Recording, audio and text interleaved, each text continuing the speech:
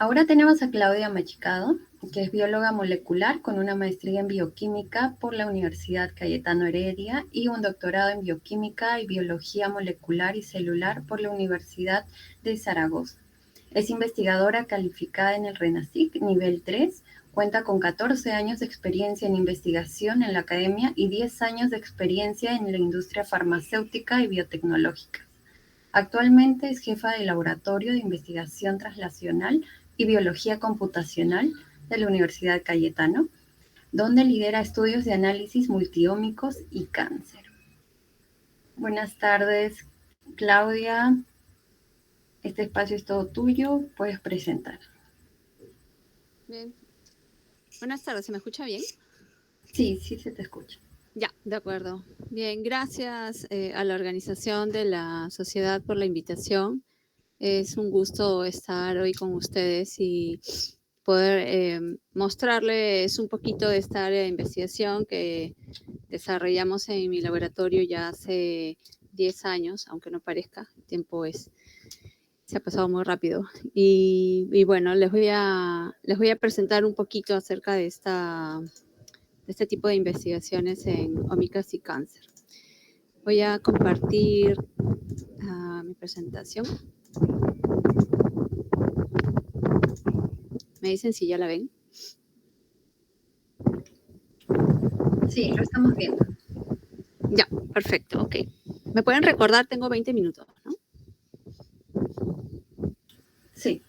Ya, listo. De acuerdo. Bien, el título de la presentación es La biología computacional aplicada al estudio del cáncer. Esta es una presentación que pretende dar una visión multiómica de esta línea de investigación que es bastante amplia. Y solamente les voy a comentar un poco acerca de las aproximaciones que existen hoy en día para el análisis multiómico, que deriva de hecho del interés de caracterizar a nivel molecular el cáncer.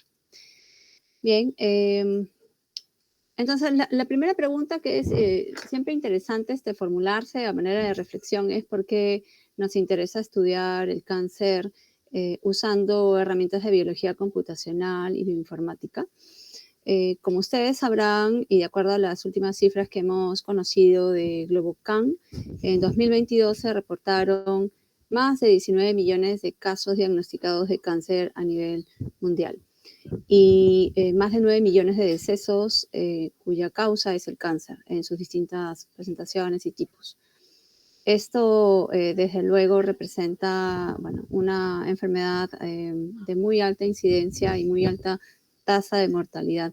El Perú no es una excepción, de acuerdo a las cifras que manejamos del MINSA, que no actualiza cada año en realidad sus estadísticas, pero lo que tenemos y sabemos es que ya superamos los 70.000 casos diagnosticados anualmente de cáncer y es la causa en el Perú de más de 35.000 muertes al año y representa de hecho la segunda causa de muerte a nivel mundial después de las enfermedades cardiovasculares.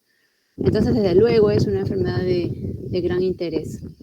Y ese interés deviene por, entre otras cosas, conocer las causas que originan esta enfermedad y a su vez intentar encontrar formas de tratarlo, ¿bien? De diagnosticarlo de forma temprana y de tratarlo también. Y es así como surgen desde hace ya más de 10 años los estudios ómicos, que hoy en día son estudios multiómicos porque no solamente nos brinda una aproximación genómica, sino también en otros aspectos como metabolómica o transcriptómica. Estos estudios ómicos de cáncer tienen una gran ventaja, que es el hecho de que comparten estos datos a través de recursos en línea. Entonces son datos gratuitos que están open access y que están a disposición de cualquiera de nosotros que nos interesemos por investigar esta enfermedad.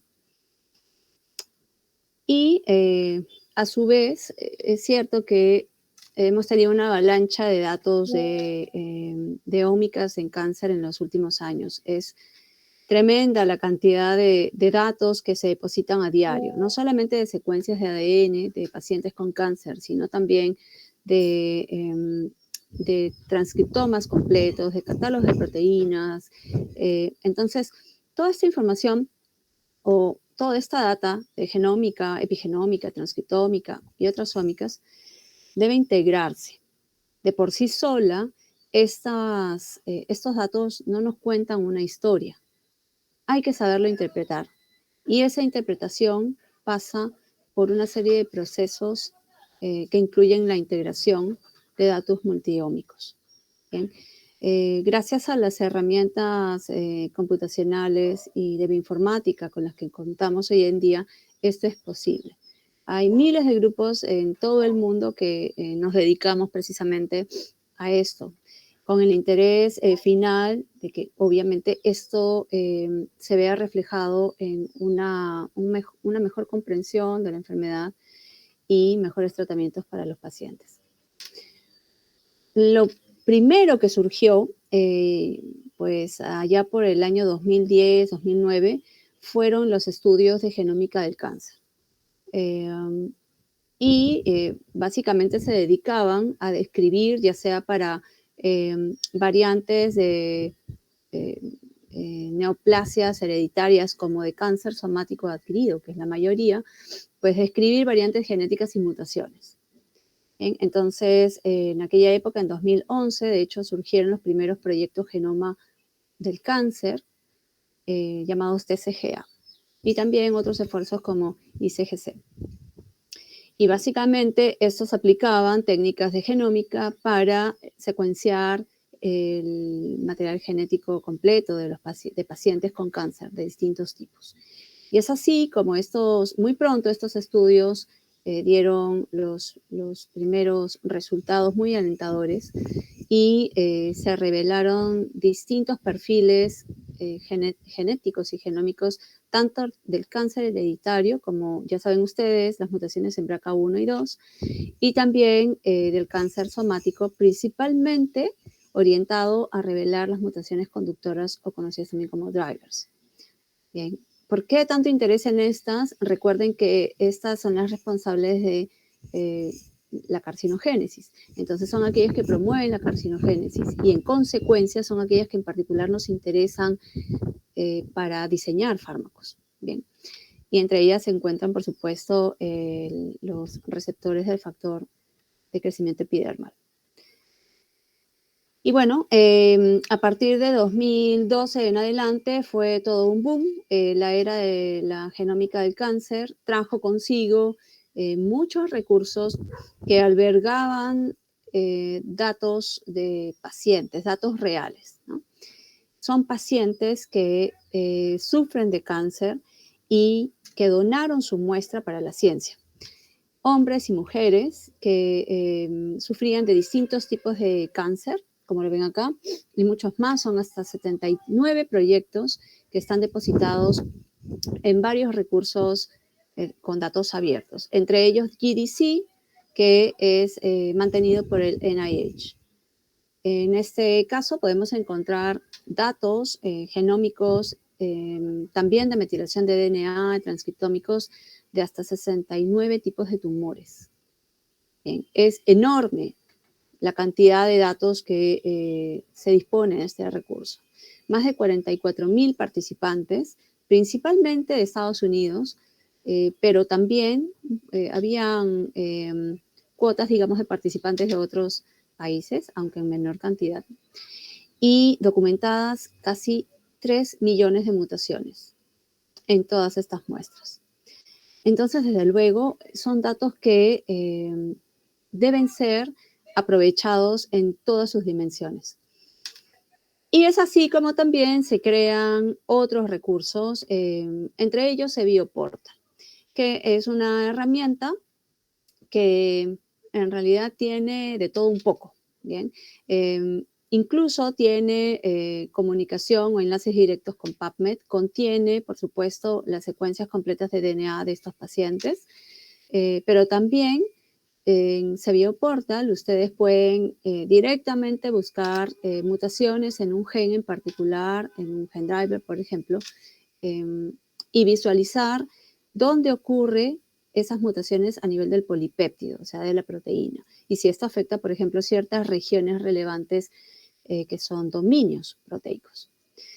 Bueno, ese bioportal nos ha otorgado una serie de herramientas muy útiles para la interpretación de esos datos ómicos, multiómicos. ¿Bien? Entonces, de hecho, se vuelven recursos que prácticamente a diario uno los consulta y siempre se mantienen actualizados, lo cual es una gran ventaja. Hay muchos otros recursos en realidad de ómicas del cáncer, tanto de expresión génica, transcriptómica, como de proteómica, y ahora último también el mapa de expresión de células únicas, ¿no? que son los experimentos que están pues resultando de mucho interés. Entonces, sí que sí que se mantiene un interés muy grande en seguir produciendo este tipo de datos en poblaciones distintas que solamente en pacientes de Estados Unidos. Pero lo cierto es que la genómica no lo es todo. Entonces, para tener una comprensión global de esta enfermedad, es necesario un análisis multiómico que nos permita comprender en el contexto de esas mutaciones, comprender pues la participación de la regulación epigenética, obviamente su reflejo también en cuanto a la expresión génica y a la traducción a través de los estudios de proteómica y por supuesto los estudios de metabolómica. Una gran ventaja de estos estudios de ómicas del cáncer es que se dispone de una buena cantidad de muestras de tejido no tumoral. ¿Bien? Tanto de sujetos participantes que no tienen cáncer como de los mismos pacientes que donaron su muestra tumoral. Entonces, podemos hacer y se pueden realizar estudios secundarios en estos datos teniendo grupos control, sí. Bien, sí se puede y de hecho es una gran ventaja contar con ello. Los protocolos para analizar datos multiómicos han sido mejorados a lo largo de estos años, ¿no? Pero el protocolo, digamos, más básico siempre empieza por hacer un minado de recuperación de los datos. Y precisamente son los recursos que les acabo de mostrar los que nos otorgan esos datos. Bien, son recursos que están accesibles todos los días del año, a las 24 horas, son completamente gratuitos y sí que es cierto que los archivos suelen ser un poco pesados, muy grandes, pero actualmente ya hay herramientas que nos permiten gestionar ese tipo de documentos. Luego pasamos a una etapa de integración y enriquecimiento, que de hecho acá entra a tallar las utilidades, las aplicaciones, los software de integración en bioinformática, ¿no? Integración de datos, por ejemplo, genómicos con epigenómicos o datos transcriptómicos con proteómicos, de tal forma que podamos tener una visión más completa del sistema biológico que estamos estudiando. Y finalmente, claro que sí, tenemos que llegar a una etapa de interpretar esos datos, ¿no? Recuerden que por sí solos ellos no nos cuentan una historia, debemos analizarlos, debemos integrarlos y finalmente debemos interpretar. Además de las herramientas computacionales que de hecho son esenciales para estos fines, la estadística es fundamental. Bien. Este tipo de estudios va de la mano siempre con análisis estadístico, aplicando distintas pruebas, dependiendo del diseño del estudio, que son muy requeridas, ¿no? Para precisamente interpretar los resultados. Entonces, en una primera etapa va a haber necesidad de minar los datos ómicos, por ejemplo, los que están contenidos en GDC, que son los estudios TGCA, por ejemplo, los que están en GEO, que son datos de transcriptomas de sujetos normales que pueden servir como controles, etc. Bien, e incluso también si nos interesa en particular saber si alguna vía de señalización o pathway está alterado en ese tipo de tejido, podemos también recurrir, de hecho, a bases de datos de pathway, ¿no? Como KEGG o GEO, etc. Una vez que tenemos esos datos y los hemos descargado, hay que integrarlos. Digamos que el grueso del trabajo se concentra aquí en esta etapa y es donde más concentrados tenemos que estar y donde mejor tenemos que, bueno, donde los recursos se vuelven, digamos, mucho más eficientes, ¿no? Ya existen protocolos para este proceso, de hecho, y dependiendo de la naturaleza de los datos, podemos aplicar uno u otro. Y al final, pues, podemos sacar algunas conclusiones con relación a las alteraciones o al daño que alberga ese tejido canceroso. Y ya desde hace bastante tiempo estos protocolos obedecen a una nueva disciplina que se conoce como la biología de sistemas. Y la biología de sistemas, de hecho, integra y analiza datos de distintas ómicas, ¿no? Entonces puede existir un protocolo de biología de sistemas que integre datos genómicos con epigenómicos, ¿bien? Etcétera. Puede integrar 3 o 4 ómicas a la vez, de hecho. Son mucho más complejos, desde luego. Usan siempre métodos computacionales, distintos paquetes y distintas aplicaciones y, de hecho, como dije también, métodos estadísticos. Genera modelos matemáticos que nos permiten caracterizar los fenómenos biológicos que están detrás del proceso de transformación, ¿bien? Celular. Entonces, teniendo o disponiendo de estos datos multiómicos de distintos recursos de Open Access, aplicamos distintos métodos, ¿bien? O alcances de biología de sistemas. Hacemos un modelamiento, por ejemplo, de datos ómicos, un modelamiento cinético, si nos interesa. Incluso existen modelamientos evolutivos de la población de células cancerosas.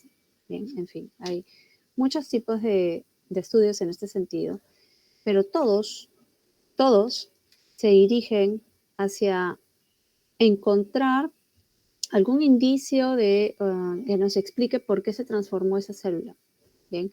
O bien, por qué esa célula cancerosa responde bien a una terapia y no a otra terapia. O bien, por qué ese paciente desarrolló cáncer juvenil. Y muchas preguntas más. Entonces, todo este conocimiento que obtenemos gracias a los datos ómicos puede trasladarse, llevarse a un contexto clínico.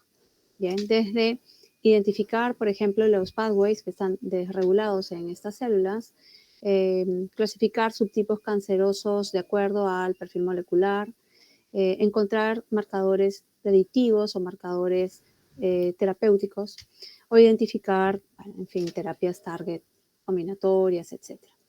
Entonces, en particular, hay interés, por supuesto, por los marcadores, ¿no? La mayoría de estudios de multiómica se dirigen a eso. Y de hecho, esto ha sido muy fructífero en los últimos 10 años y la medicina personalizada se desarrolló, de hecho, gracias a estas aproximaciones. La medicina personalizada consiste básicamente en otorgar un medicamento al paciente considerando el perfil molecular de su tumor. Bien, entonces, gracias a los estudios multiómicos y a la integración, se pueden revelar o documentar o caracterizar lo que se conoce como las firmas moleculares. Son características, ¿no?, de cada tipo de cáncer. Es más, de cada paciente. Puede haber firmas por cada paciente. Y eso precisamente se intenta aprovechar y llevarlo a un ámbito terapéutico. Bien. Eso, por supuesto, es investigación translacional. Es aprovechar y explotar todos los datos multiómicos en favor de los pacientes, ¿no?, principalmente en el área terapéutica.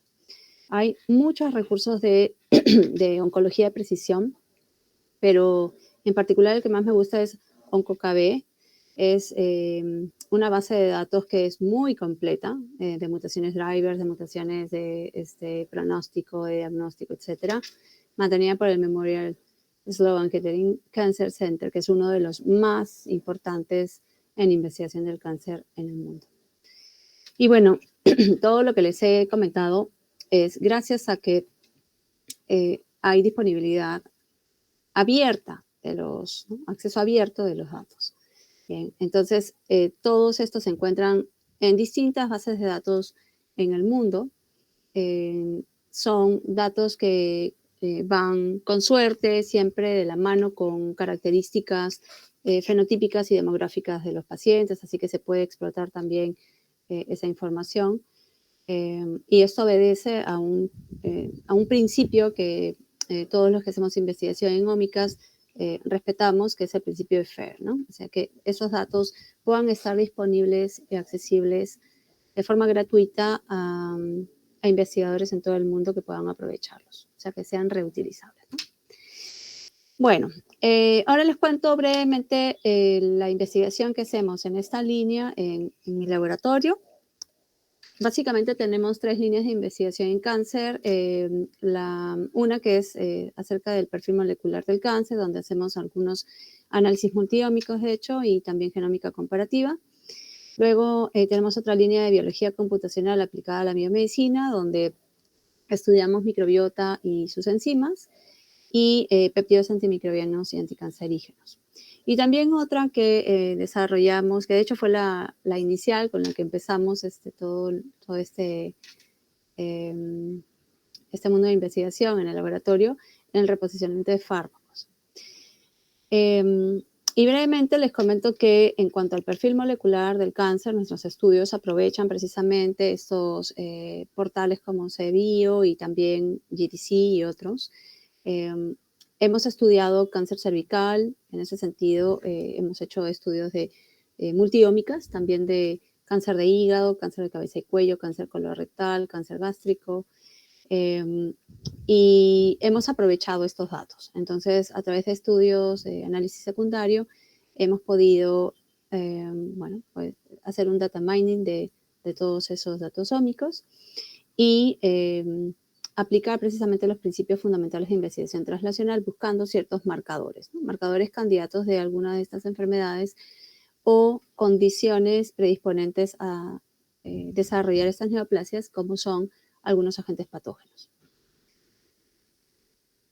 También nos hemos interesado mucho en estos estudios de multiómica y asociación de ciertas ómicas, por ejemplo, genoma o proteoma con el fenotipo.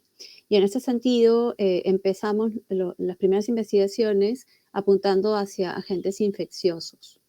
Bien, nos interesa saber qué ocasiona la presencia de un agente infeccioso como papilomavirus, como Epstein-Barr, como hepatitis B y otros en la célula para que ésta se transforme.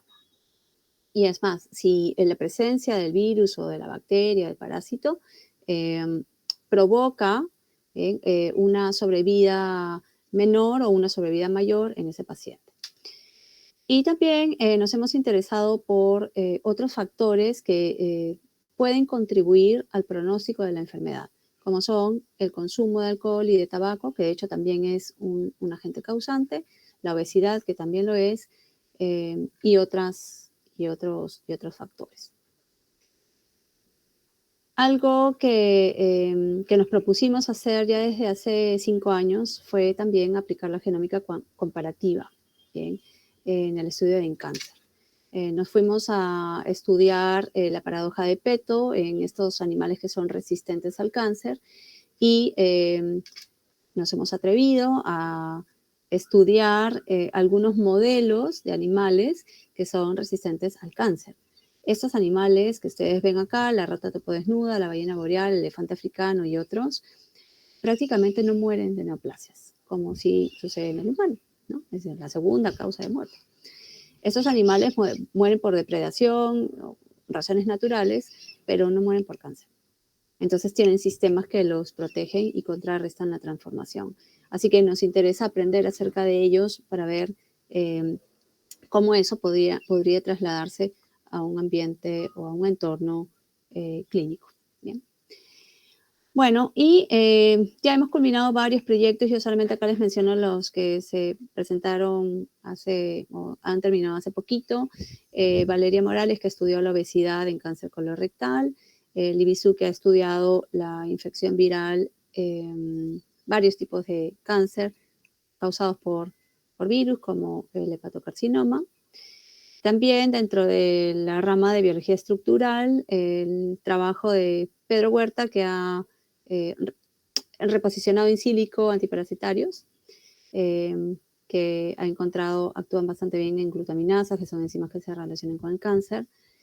En genómica comparativa estaba trabajando Fabricio en precisamente la rata topo desnuda y el catabolismo de paransulfato. Y también Liani Bustamante y Marco Acosta, que descubrieron que Mycobacterium tuberculosis tiene algunos factores que se dirigen al núcleo y dañan el ADN de las personas. O sea, podría ser eventualmente un factor también carcinogénico. Y hay varios proyectos que tenemos en marcha. Los que vemos de este lado son todos los, del lado izquierdo, son todos los que actualmente se están investigando, se están haciendo en cáncer. Nos hemos metido muy en serio con el tema de péptidos anticancerígenos y antimicrobianos. En este tema está trabajando Alonso Quispe en su tesis. Luego también tenemos una serie de estudios de asociación multiómica con fenotipo, como el trabajo de Karen Vara y Yasmín Pucuguaranga en microbiota intratumoral, diferenciada por género, mujeres y hombres en cáncer colorectal. El trabajo de Mari Gutiérrez, también en inflamación y cáncer de hígado, y el trabajo de Elizabeth Paredes en variantes de obesidad en cáncer colorectal. Y por otro lado, nos hemos metido en temas que no directamente tienen que ver con cáncer, pero sí con biología computacional y bioinformática. Y estamos estudiando enzimas microbianas en distintos contextos. Carmen Raras ha estado estudiando cambios estructurales de la beta-glucuronidasa, que es una enzima que se encarga del metabolismo de ciertos quimioterapéuticos. Vilma está estudiando posibles dianas de enzimas de la microbiota oral que están presentes en el tejido nervioso, dianas, proteínas que pueden estar en el tejido nervioso y que aparentemente son digeridas por enzimas de la microbiota oral, y si esto se puede relacionar con la enfermedad de Alzheimer. Y Catherine Lau, que está viendo enzimas de la microbiota animal que degradan poliéster, ¿no? Con el fin de aplicarlas en biodegradación. Y claro, también apostamos por estudiar SARS-CoV-2, ¿no? De hecho, ameritaba mucho involucrarse en este tema. Y José María Morales y Rubí Calderón están haciendo su tesis en animales acuáticos y su susceptibilidad a este virus. Es todo con aproximaciones bioinformáticas. Así que, bueno, tenemos una gran variedad de estudios y de tesis que se están desarrollando de pregrado y posgrado. Y algunos logros que hemos tenido, de hecho, desde hace 10 años, ¿no? Que iniciamos nuestra investigación, hemos ganado algunos grants, los chicos han logrado algunas becas también, hemos tenido algunas publicaciones en conjunto, hemos participado y participamos en eventos internacionales como el Congreso Internacional de la Sociedad Americana del Cáncer. Y claro, hemos con eso ganado también algunas colaboraciones y seguimos produciendo, ¿no? Tesis de pregrado y de posgrado que aportan, de hecho, conocimiento en esta línea. Y bueno, sin querer queriendo, nos hemos convertido en una suerte de científicos de datos. Hace ya 12 años se apuntaba que esto iba a ser la nueva generación de científicos. Nosotros como biólogos, hay muchos en el grupo, muchos tesistas que son químicos, tenemos también nutricionistas, farmacéuticos. Sin querer queriendo, estamos, ¿no? Convirtiéndonos y desarrollando esta serie de bueno, aptitudes y habilidades en el mundo de la ciencia de datos. Y bueno, acá estamos en realidad muy poquitos en la foto, pero ya somos bastantes. El grupo ha ido creciendo y el interés por esta línea de investigación también. Así que es muy oportuno esta presentación y bueno, siempre agradecer a la facultad, por supuesto, por el apoyo que nos brinda año a año en nuestros estudios. Gracias. Muchas gracias, doctora Claudia. Si alguno tiene preguntas, por favor, en el chat pueden estar escribiendo. Yo tengo una consulta acerca de las personas que quieran postular a ser tesistas en su laboratorio. ¿Cómo está siendo esa dinámica? ¿Ustedes están recibiendo? Por el momento no. Sí, eso depende de los convenios que tenga la universidad. Pueden siempre escribirme y preguntamos. Tenemos una dirección universitaria de relaciones interinstitucionales que se encarga de la revisión de convenios. Si hay un convenio con su universidad, se puede aceptar pasantías o estancias. A nivel de tesis, algunos convenios contemplan también la realización de tesis, pero generalmente son para pasantías. Ok, gracias.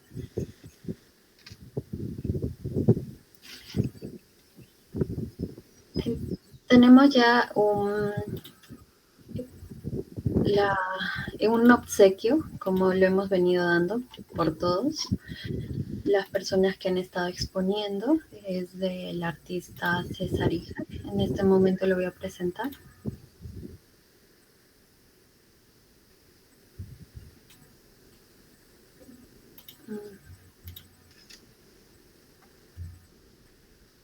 Podría dejar de compartir. Muchas gracias. Listo, sí, ya me di cuenta.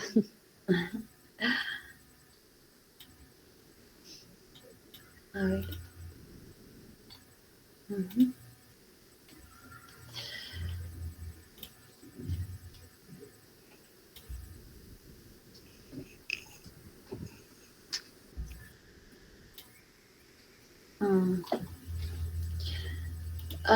Karim, un favor, ¿lo podrías presentar? No puedo presentarlo, no me parece la opción. A ver, un momento.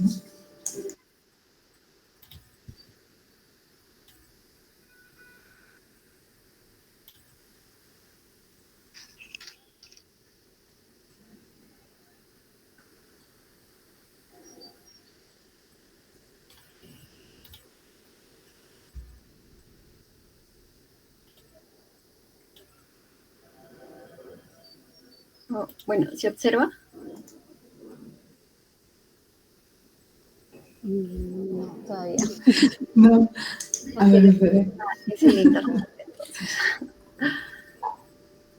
Yo ya la tengo, a ver, lo voy a presentar. Ya, mejor.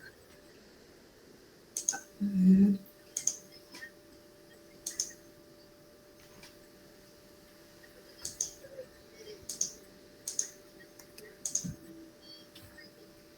Este es nuestro presente.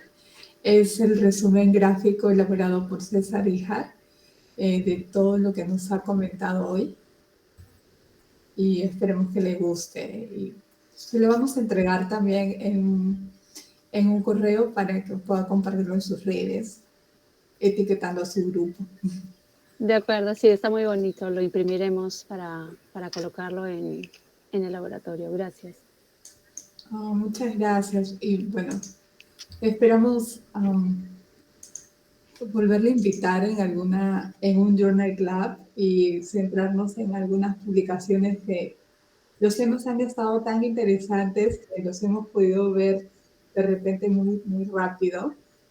El tema del estudio, del trabajo de las especies que han generado de alguna forma una protección, no sé si evolutiva o se conoce algo al respecto porque estas especies hayan generado esta protección, de repente han coevolucionado con algunos microorganismos o con algún tipo de cáncer originado por algún microorganismo.